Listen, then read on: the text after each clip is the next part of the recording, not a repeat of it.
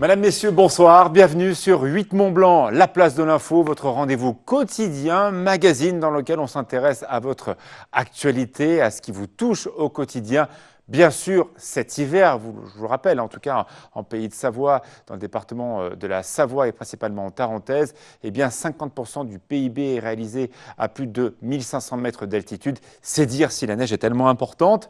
Avec nous, Christophe Schex, vous êtes un climatologue, vous observez eh bien, cet hiver 2015-2016, un hiver normal ou pas du tout? Pas du tout. Pas du tout. Pas du tout normal. Le plus chaud jamais enregistré depuis? Depuis qu'on a des mesures, c'est-à-dire 1950, mais par extrapolation facilement depuis au moins un millénaire. Alors on aura un petit débat tout à l'heure avec Thierry Polm, qui est notre météorologue local et qui va bien sûr vous retrouver. On va un petit peu revivre cet hiver en chiffres et en température. Avec nous, Pauline Courceau, bonsoir. Bonsoir Alexis. Le JT dans une demi-heure, bien sûr, sur 8 Mont-Blanc. Tout d'abord, c'est peut-être d'ailleurs une des conséquences de ce réchauffement climatique, eh bien, un grand glissement de terrain à Samoin. Oui, effectivement. La semaine dernière, un énorme glissement de terrain, notamment à cause des fortes précipitations. Depuis, la sous-préfecture a levé un petit peu le fait que c'était dangereux. En tout cas, maintenant, c'est la prévention qui prime et les promeneurs vont devoir faire très, très attention.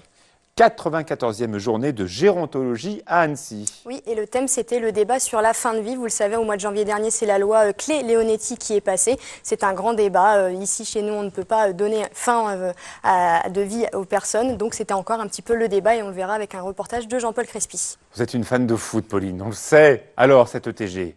Eh bien, en tout cas, les supporters, ils y croient. Sébastien Germain y est allé ce matin. Il y a encore un infime espoir pour qu'il se maintienne. Les supporters y croient, nous aussi. Et en tout cas, Sébastien Germain nous en dira un petit peu plus. Sont-ils maîtres de leur destin? Eh bien non, ils ne sont pas maîtres de leur destin, même s'ils gagnent leurs 3 prochains matchs. Si devant Niort gagne ces 3 matchs, ce sera fini pour le TG, ce sera direction le national, mais on espère que ce sera différent. On vous retrouve dans 27 minutes très exactement pour le JT avec l'ensemble de la rédaction. Générique et après on va débriefer ensemble cet hiver 2015-2016 en température et en carte. Regardez. Hiver assez particulier, Christophe Schex, vous êtes climatologue. D'abord, ça a commencé de manière un peu bizarre. On a vu ce mois de décembre excessivement beau, excessivement chaud. On était 3 à 4 degrés supérieur au normal à peu près? Exactement. Et un autre chiffre intéressant, c'est que ce mois de décembre, il était même 1 degré plus chaud que l'ancien mois de décembre qui avait le record, qui était en 2000. Alors c'est vrai qu'il y a bien sûr le souvenir de cette chaleur, mais surtout de ce temps bloqué. Il faisait beau tous les jours. On se souvient à Noël, presque le barbecue, les tennis dans les stations. 25 jours, je crois, d'ensoleillement, donc un record aussi sur l'ensoleillement. Mais bon, ce n'est pas la première fois qu'on a ce type de temps en décembre. Mais sur l'ensemble de ce mois de décembre, on a battu par contre le record des températures maximales. Gilles Chabert était à votre place, c'était donc hier. On a parlé d'un des grands projets, d'un des grands espoirs de la montagne française, c'est d'équiper les stations en neige de culture, donc en canon à neige. Il n'y a eu que 2 périodes propices à la neige de culture. Une période qui a duré 8 jours, c'était au mois de janvier. Une deuxième période un peu plus large qui était de 10 jours, début mars. La neige à canon a sauvé le début de saison, mais est-ce que c'est vraiment suffisant? Est-ce que ce n'est pas un pansement sur une jambe de bois? Moi, je ne pense pas que ce soit un pansement. Je pense que ça peut tout à fait aider lorsque l'on peut attraper ces périodes de froid. Alors, c'est vrai que cette année, c'était tout à fait atypique puisqu'on n'a pas pu réellement les faire tourner en novembre et en décembre. Généralement, il y a toujours une période de froid qui suffit, donc ça peut sauver des saisons. Donc je pense que dans un cadre tout à fait bien pensé et raisonné, ça peut être une solution pour vous sauver des saisons qui sont mal alambiquées d'un point de vue d'enneigement. Oui. C'est vrai que ce manque d'enneigement de ce début de saison a touché l'ensemble des Alpes. Il n'y avait pas de neige ni en Autriche, ni en Italie, ni en Suisse, ni en France. C'est un phénomène européen. Voilà, alors après on peut s'interroger sur les causes. Bon, à votre avis, est-ce qu'il y a une cause? Mais c'est compliqué. Dans tous les cas, en gros, on estime. Alors c'est facile d'aller chercher du côté de El Niño, voilà, qui s'est quand même confirmé, affirmé, tous les 10 ans à peu près. Qui revient tous les 7-10 ans, donc qui réchauffe l'ensemble de l'atmosphère mondiale. Le problème, c'est que à côté de ça, il est compliqué de n'accuser que El Niño, puisque lorsqu'on essaye de prendre l'ensemble de tous les facteurs, on n'arrive pas sur le compte, et c'est vrai qu'on a forcément tendance à vouloir aussi rajouter les gaz à effet de serre. Évidemment. Christophe Schex, on a beaucoup de moniteurs qui nous écoutent de la Haute-Savoie, de la Savoie, des commerçants, bien sûr des stations à Valmorel, à Val d'Isère, à Châtel également. Est-ce qu'on a une chance peu probable, probable ou très probable de revivre pour l'hiver prochain le même hiver que cette année, qui était pour le moins contrasté? Alors, premièrement, il était effectivement extrêmement contrasté. Et si on parle d'enneigement, en fait, s'il ne pleut pas, il ne neige pas, donc ça c'était le mois de décembre. Par contre, derrière, on a eu un mois de janvier et de février qui était tout à fait doux, mais étant donné qu'il a quand même beaucoup plu, finalement, on a quand même réussi à avoir une couverture neigeuse, notamment en haute altitude. Maintenant, cet hiver, c'est le plus chaud. Celui qui lui ressemblait à l'époque, c'était dans les années 89-90, donc ça fait quand même 30 ans qu'on n'a pas eu un hiver comme ça. Par contre, on a eu une succession d'hivers doux, pratiquement aucun qui était dans le froid par rapport aux années 60 par exemple. Donc si on regarde ce qui s'est passé rétrospectivement, on peut se dire que sur les 10 prochaines années, il y a très peu de chances que l'on retombe sur un hiver similaire. Par contre, voilà, il y a des probabilités plus importantes qu'on ait des hivers quand même doux, notamment l'année prochaine, parce que c'est des périodes comme ça de quelques années. Ça va revenir, ça? Non, pas comme ça. Non, comme ça, justement. Celui-ci, il y a très peu de chances qu'il revienne d'ici 10, 20, 30 ans. D'accord. En réalité, on ne sait pas. Mais par contre, dans le cadre du réchauffement climatique, on a toujours une tendance comme ça, petit à petit. On a beaucoup de personnes qui reçoivent Huit Mont-Blanc qui habitent à 1000 mètres d'altitude.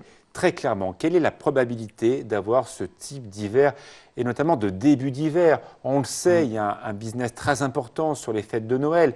À 1000 mètres d'altitude, on a combien de chances dans les prochaines années? Par exemple, sur 10, combien de chances d'avoir pas de neige à Noël, par exemple? C'est extrêmement compliqué à dire. Maintenant, on peut regarder le passé et compter le nombre d'hivers où il n'y a pas de neige à Noël. Alors, on regarde avant ce réchauffement fort qu'il y a eu dans les années 90, on en avait eu un tous les 10 ans. Bon, c'était plutôt rare.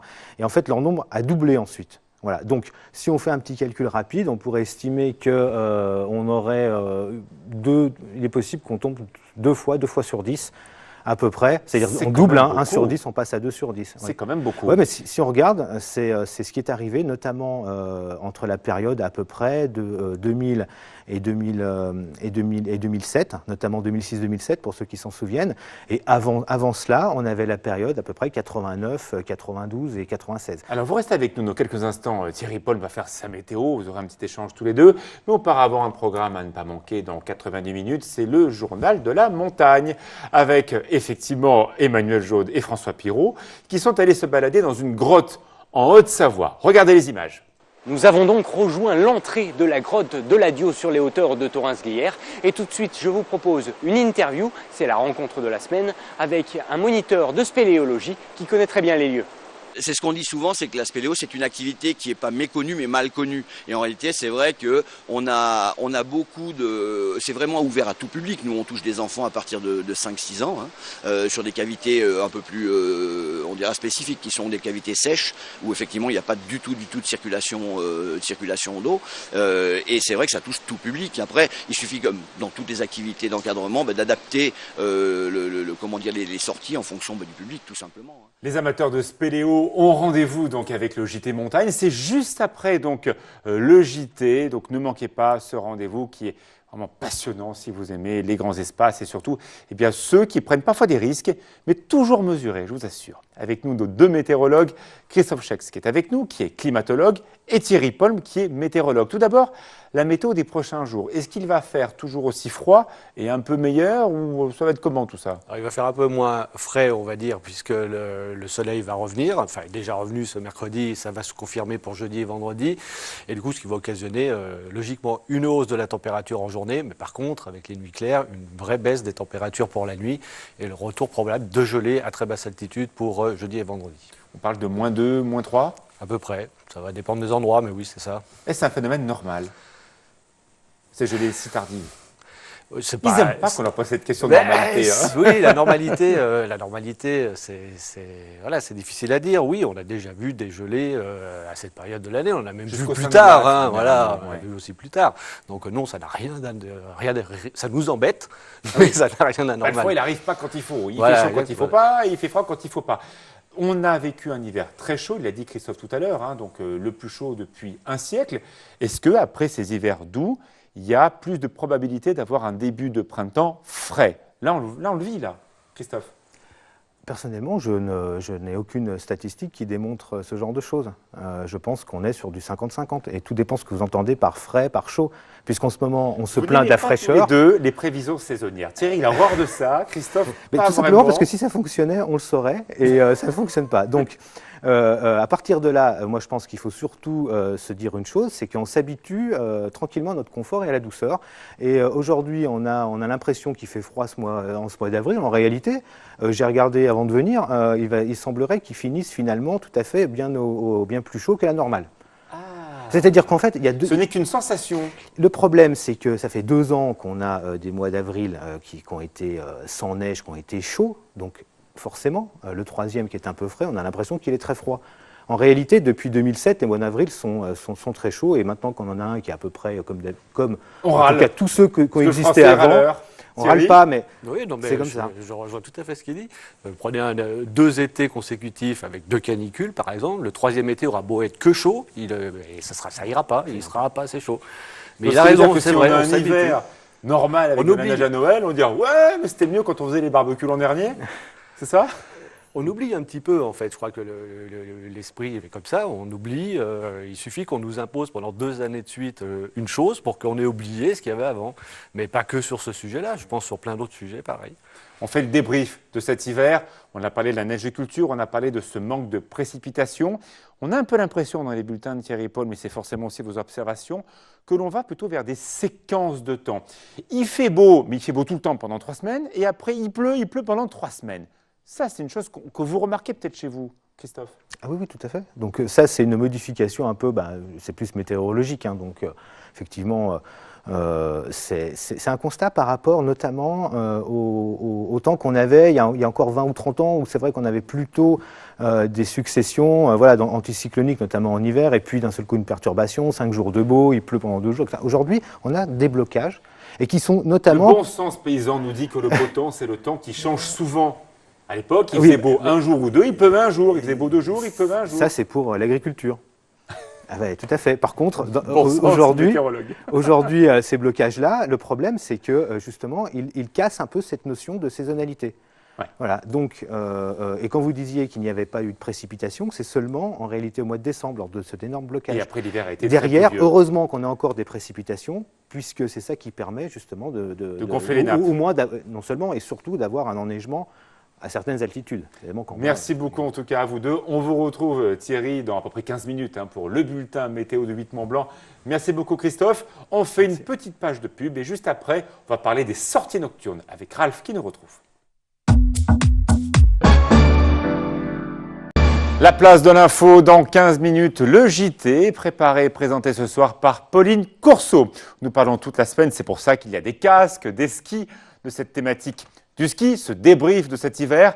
Avec moi, un grand DJ. Bonsoir Ralph. Bonsoir Alexis. On a vu des discothèques fermées en station cet hiver. Pourquoi ? Eh bien oui, c'est un peu le problème des stations de ski qui avaient avant vraiment une grosse opportunité touristique, qui baisse évidemment avec ce problème de neige qu'on a eu, on a manqué de neige. Mais la Grange a fermé par exemple. Par exemple, 40 la Grange. Ans. Eh bien oui, parce qu'on avait des stations qui marchaient fort comme Courchevel, avec une clientèle haut de gamme qui est en baisse. Par exemple, la clientèle russe ne vient plus carrément parce que leurs autorités ne veulent plus qu'ils aillent en France, on ne délivre plus de visa.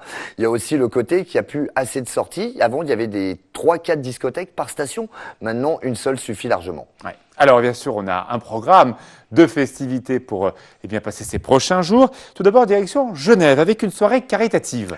Très belle soirée caritative qui est organisée maintenant depuis 5 ans. C'est le Geneva Charity Ball. Ça se passe au Kapinski Hotel. 5 ans d'activité. Ils ont déjà récolté plus de 200 000 € pour les enfants. Alors, les enfants handicapés, les enfants qui ont des problèmes d'insertion. C'est vraiment un très, très beau projet et je vous invite à le soutenir. Une soirée coquine à Aix-les-Bains, dans une maison close. Je sais que tu les aimes, celle-là. Alexis, faut qu'on en parle. Soirée maison close à Aix-les-Bains, au Boca, qui organise pour la 4e édition. Donc, toujours plus de plaisir, toujours plus de sensualité. Des belles filles, des beaux garçons. Non, mais c'est X ou pas ? Non. Ah bon, d'accord. Toujours pareil, c'est le machin américain, on excite et après il se passe jamais rien. On chauffe. Ah, on les connaissait, ils sont effectivement d'Aix-les-Bains. Mamie Jeanne font quelque chose aussi. Oui, c'est un super établissement très éclectique. On y trouve de tout. On peut faire la fête, on peut manger, on peut danser, on peut même dormir sur place. Il n'y a même plus besoin de prendre la voiture. Et ce week-end, le 29 et 30 avril et le 1er mai, le Mamie Jeanne fait son lifting. Ça veut dire qu'il va y avoir un coup de frais. Je vous invite à aller découvrir. Si vous ne connaissez pas cet endroit, c'est vraiment très très sympa. C'est l'événement de cette fin de semaine et ça se passe à Doussard. Oui, 8 Mont-Blanc est partenaire des 13e journées américaines. C'est organisé cette année en collaboration avec le Roadhouse. Ça se passe au Roadhouse, vous savez, ce gros rock café, restaurant familial. Ça se passe vendredi, samedi et dimanche. D'ailleurs, vous pouvez voir actuellement le spot publicitaire et je tiens vraiment à remercier 8 Mont-Blanc qui est partenaire de cet événement. Il va y avoir des concerts, des animations, des carouages, des danseurs, des groupes de rock vendredi, samedi, dimanche, des animations pour les enfants comme des châteaux gonflables ou des balades en poney. Et bien entendu, les vedettes de cet événement, ce sont les véhicules américains. Voitures, motos, il y en aura pour tous les amateurs avec des balades organisées. Donc profitez, c'est 3 jours de folie au Roadhouse Café. C'est à équidistance entre Annecy et Albertville, hein, très C'est facile ça. à trouver vers Faverges. C'est vraiment à l'entrée de ça. Ce vendredi 26, il y a un gros événement au Pop Plage avec un DJ star. DJ star international, il s'appelle pas Major Lazer, il s'appelle Gilles Lionner, il fait partie du trio Major Lazer. Major Lazer, ce tube vous a envoûté depuis environ 1 an, ça s'appelle Linon. On l'a entendu sur toutes les plateformes, sur tous les dancers, 1,3 milliard vues sur YouTube. C'est incroyable. Et puis moi je propose c'est qu'on écoute un petit morceau. Mais oui, peut-être, volontiers. pour se remémorer quel est ce morceau. Gilles Lionner, c'est au Pop Plage ce vendredi soir.